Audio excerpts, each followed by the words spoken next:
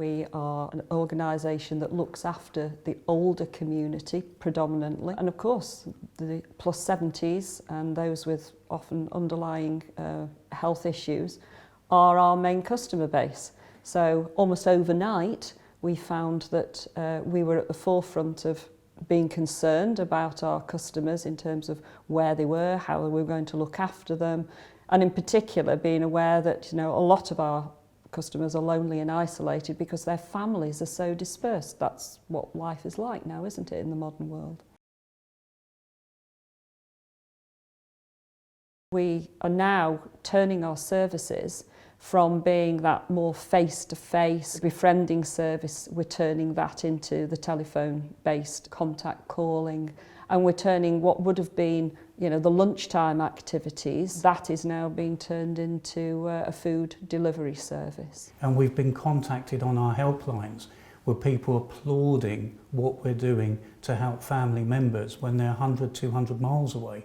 And they feel so comforted that we're on the ground close to them to be able to give them that normality, but also, you know, feed those communications back that they're okay, that they're getting the support, that they're fit and healthy, and they have got that regular contact. One of the very earliest customers we had calling into our new helpline was a lady living in Italy, and her mum's a Lancastrian, and she was desperately concerned to know how we could get some help to her mum. Her mum wasn't an established customer, but through that helpline we've been able to make the link with the elderly lady, and you know, the daughter's feeling more comforted.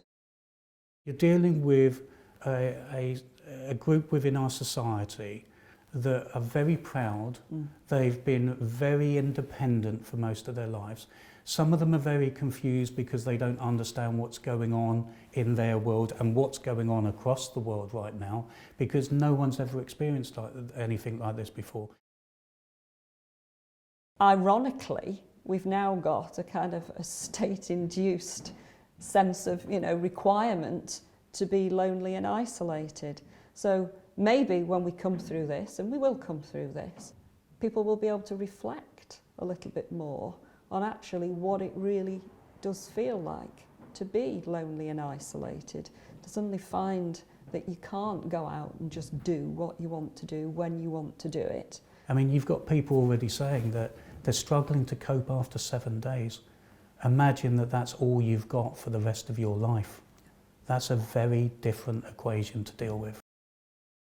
When we come out of this, we don't want to be sitting there going, well, is Corona over? What we want to do is say, what is society going to look like when we get back to normality? And I'm hoping that normality isn't the same as what it was when we went in.